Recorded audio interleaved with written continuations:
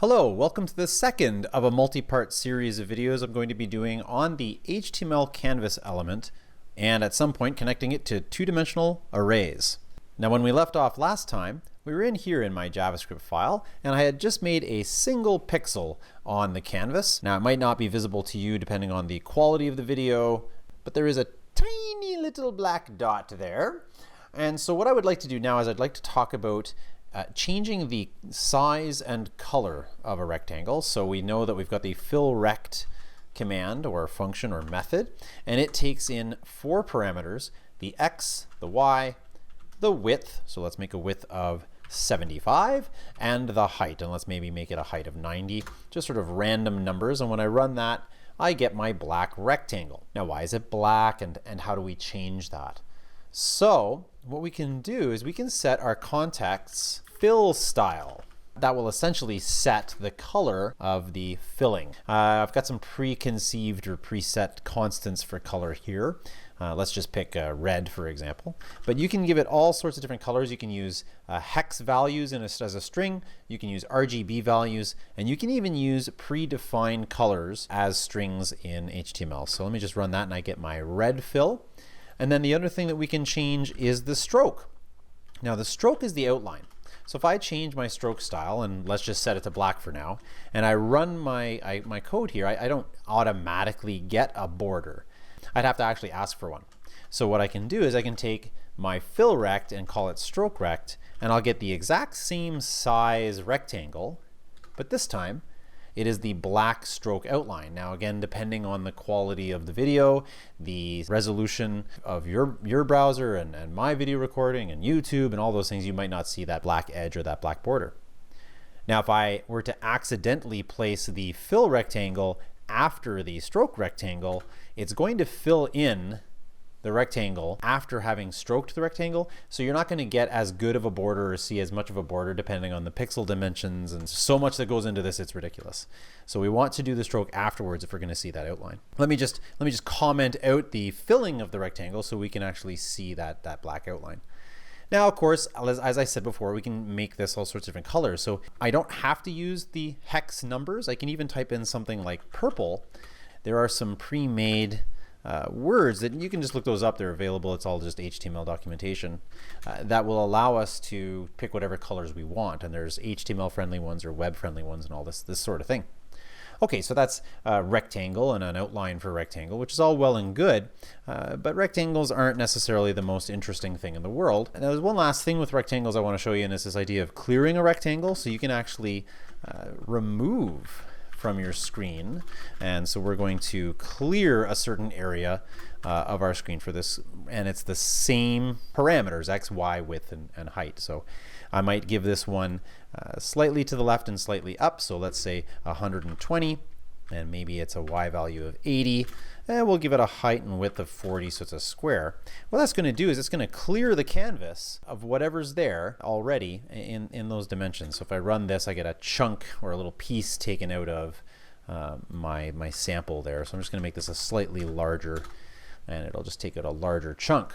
And so with this combination of drawing and removing and all sorts of stuff, you can actually generate for yourself some sort of interesting drawing. And then every single time you draw on this thing, you could create a frame and create an animation that way, which I'm going to get to in a future video. All right, so I've got this weird shape, this sort of Tetris-y kind of thing. How do we get a circle? Well, a circle in HTML canvas is actually drawn as an arc. And it doesn't use degrees, it uses something called radians. So you do have to have a little bit of knowledge, but really all you need to know is that 360 degrees is 2 times the magic number pi. Pi would be equal to 180 degrees. And so if we wanted to draw an arc, we do ctx.arc, and the arc function or method or command or whatever takes a bunch of different parameters. First and foremost is the x and y of the center of this arc. So let's put it a little bit off to the side so we're not interfering with our rectangle. It will draw directly on top of it if we wanted it to. And I'm also going to want to set its color, which we'll deal with in a second. So let's give it an x of, don't forget the canvas is 400 by 400. So let's give it an x of 300, a y of, I don't know, 350. Next up is the radius in pixels. So I'll give it a radius of 20, and we'll see how large that is. And then we need a start angle and then an end angle. The starting angle, if you think of a Cartesian plane, the starting angle of 0 would be the x-axis and defaults to travel in a counterclockwise or anti-clockwise direction. So let's just start our angle at 0 and we will draw half a circle. So math.pi in order to get the number pi. So pi is 180 degrees. I'm going to run my code and nothing happened. Why didn't I get my circle? There's even more to arcs. Okay, there's more to it than that. So arc is part of something we call a path. It actually did draw an arc. It just didn't draw on it at all. It moved as if there was an arc there, but it didn't give it any color. So if I say something like context.stroke, for example, and I run my code, there, now I get that edge of that arc. So calling arc just asks it to create an arc. We have to actually stroke or fill afterwards in order to get the arc in question. And you can see that it's doing it in purple because the fill style that I used last was purple. So it does get a little bit confusing. And then it gets even more confusing if we try to draw something elsewhere. If we try to draw something somewhere else. So if I were to draw another circle elsewhere on the screen, and then I were to say, you know, fill or stroke or something like that, things get really strange. So I'm just going to draw another one off to the left, an x of 100 instead of 300. And it didn't draw it, right? So I'll say ctx.stroke or ctx.fill. And what happened? Well, it looks like I'm getting the bottom of a car here. So it actually drew a line from the first arc over to the beginning of the second arc and then drew the arc. So let's walk through this. So on line 42, I draw an arc from about here, half a circle to there. And then I asked it to fill the arc. So it did. It filled it in purple because purple was my fill style. After that, I draw an arc over here. Well, in order to get over there, it actually moves from here to here and then draws an arc. But it doesn't actually draw it. It just sort of creates it in the virtual space. Then I ask it to stroke what it just did. So it does. It says, okay, the last commands you did were an arc and then movement and then an arc. So I stroked that. And that's all part of something called a path. It does get a little bit confusing and frustrating and whatever. I really do wish there was a fill arc and a stroke arc and you could just draw circles. But what you need to do is you need to create paths. So we're going to start our path by using begin path. And then to end a path or to tell it to stop drawing, you will use close path. And so I could say context.close path. So it even gets more confusing because it's begin and close, not begin and end or open and close. So whoever picked the language on that, I'm sure they had reasons. It's all good.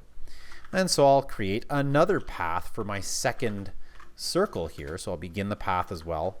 And after I stroke it, I will close the path. And you get used to this after a while. Beginning a path, generating a circle or an arc, and closing the path. And when I run my code now, there, I get my half circle and my half circle. So to make this a full circle, I need to multiply the pi times 2 because 2 pi is a full circle. And we see here I get my full circle.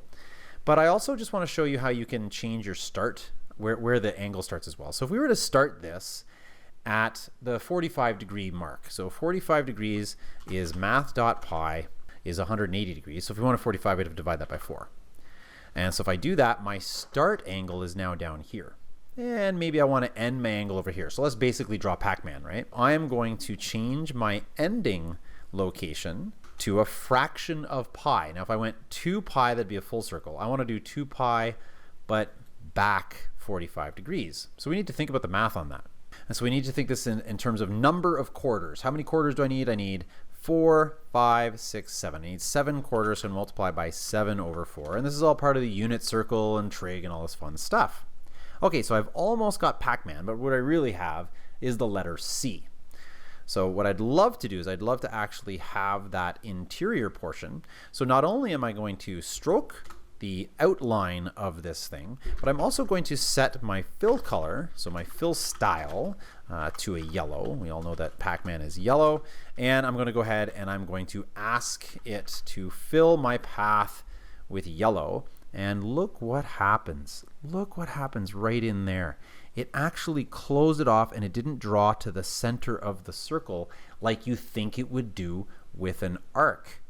What we need to do is we need to finish and begin in the center of the circle. Now we know where the center of the circle is. It's these two coordinates here, 100 and 350. And there's actually a way to move the drawing to that location within this path.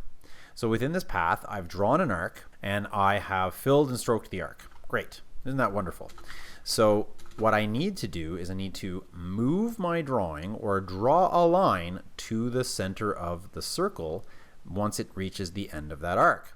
All right, so the magic command to draw a line would be line 2. And so what we're going to do is we're going to draw a line to the center of the circle, and that would be 100, 350. And so now when I run my code, I get that line into there, and we almost have Pac-Man. What we didn't do is we didn't draw a line from the center of the circle to the edge of our arc. And so what we're going to do is we're actually going to place our drawing pen, if you will, to the center of the circle, and we're going to start in the center of the circle. So let me re-explain this.